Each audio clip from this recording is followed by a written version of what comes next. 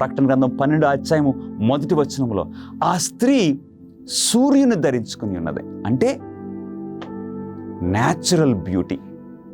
ఆ స్త్రీకి ఇక ఏ విధమైన అలంకరణ లేదు.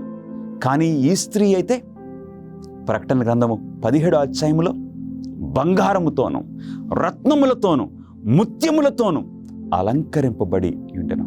ఎందుకు ఈ నకిలీ అలంకరణ? ఎందుకు?